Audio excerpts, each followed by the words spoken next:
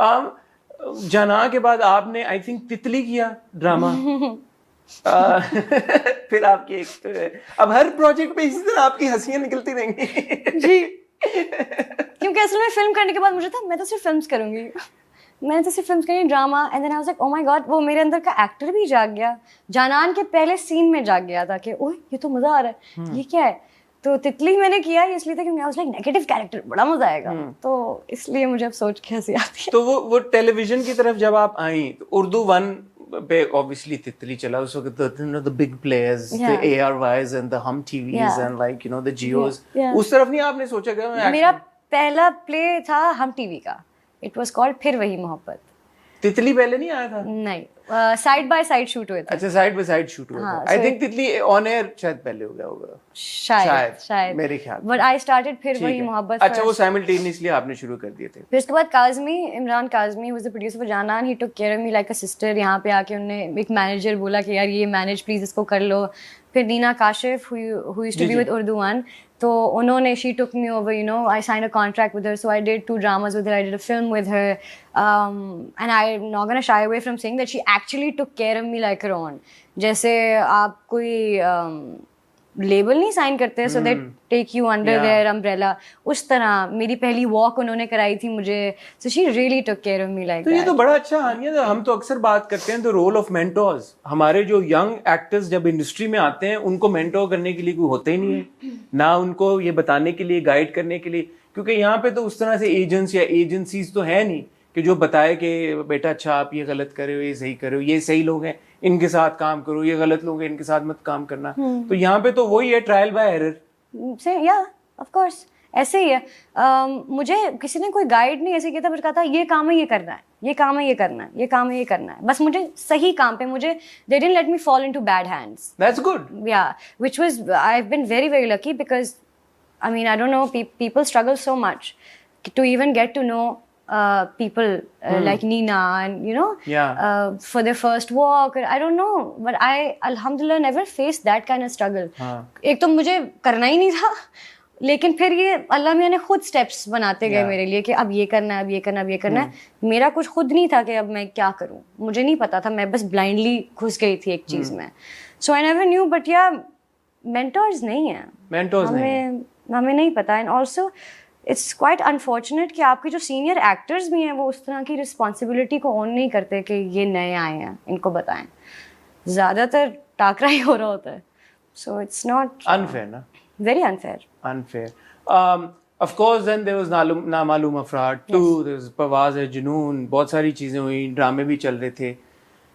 ये आप बताना पसंद करेंगी कि ऐसा कोई ड्रामा जो आपने किया जिससे आपको लगा हो कि यार अब मैं जो ड्रामा ऑडियंस है उनके साथ एक मेरा कनेक्ट बन गया, क्योंकि डीएम्स आना शुरू हो जाते हैं, कमेंट्स आना शुरू हो जाते हैं, वो कौन सा प्रोजेक्ट था जिससे आपको लगा कि अच्छा यार ये मेरी फैन फॉलोइंग क्रिएट हो रही है, एक व्यूवरशिप ऑडियंस क्रिएट हो रही है? Ishqiya.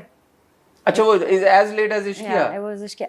I remember you also contacted me for an interview at that point and I was like, I've done nothing. Like, why would I go give an interview? मैंने क्या किया हुआ है?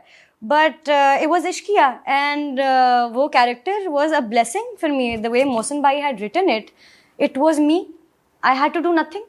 I would go and I would deliver dialogues and I would improvise. और इतने page के रूमी के dialogue होते थे और इतने से वाक्यों के होते थे और मैं ऐसे फर करती थी. And it was, I had the best team to work with.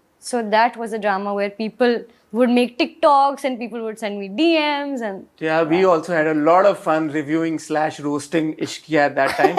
But okay, coming to Ishqiya now, when that script came to you, what was your first impression of it?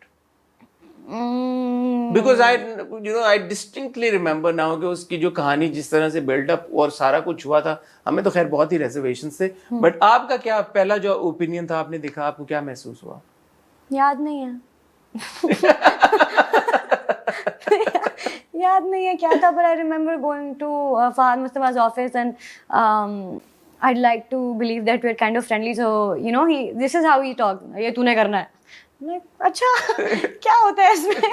And then Badr bhai came and then he told me ऐसे ऐसे, so I was like oh interesting. So when I read the dialogue, like ये तो मैं हूँ, ये तो मैं करूँगी. So I was very comfortable with how the story was progressing for my character and how she had a very good arc.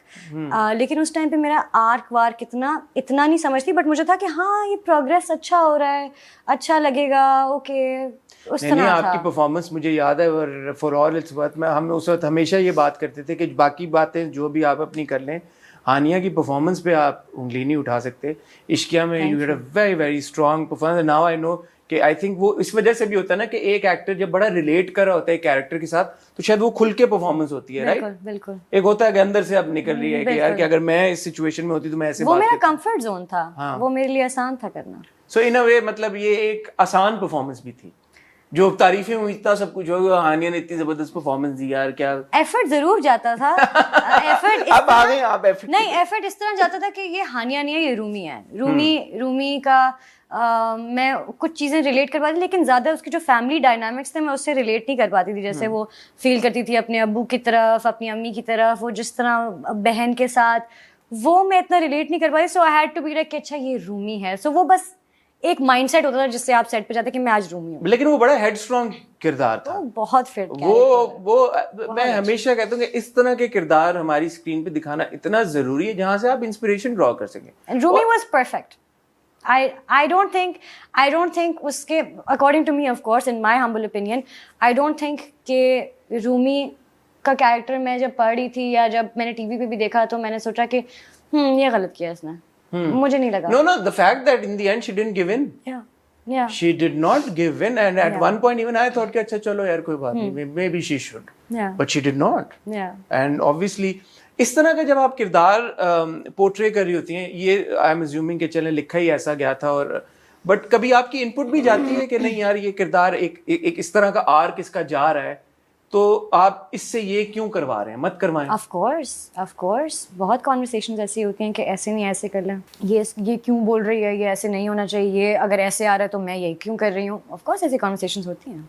कुछ actors जो हैं वो इस तरह की इन्वॉल्वमेंट पसंद नहीं करते कि यार कि ठीक है डायरेक्टर का काम है, वो डायरेक्टर से जो स्क्रिप्ट है जैसे हैं बस हम वैसे नहीं, I think we all know, and of course you also review all these dramas. You know अगर मैंने कुछ कॉन्टेक्स्ट गलत है जो मैं बोल रही हूँ उसका, आपने कहना ये क्या बोल रही है। So I am responsible for what I am saying on television, on the screen. So I have to make sense of everything. And वो हाला वाली बात पे मैं करने लगी थी, but sometimes there are characters that you like how do I justify this, and sometimes you have to justify it. So I think it's important कि actors also take charge and they like नहीं मैं नहीं बोल सकती, मैं पागल नहीं हूँ। यू नो ये कैरेक्टर ये नहीं बोलेगा इस तरह। एंड उस टाइम पे आप नहीं होते, आप एक कैरेक्टर होते हैं ना।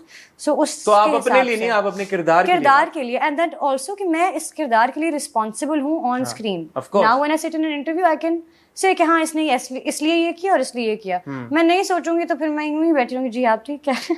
तो ऐसा हो सकता है कि हालात के बारे में शायद कुछ और लिखा गया हो या सोचा गया हो और आपने उसको एक सर्टेन तरीके के साथ प्रेजेंट किया हो, डिस्कस करके। ऑफ कोर्स बहुत डिस्कशंस हुई हैं, एक सीन पे हम 2-2 घंटे बैठे हुए हैं।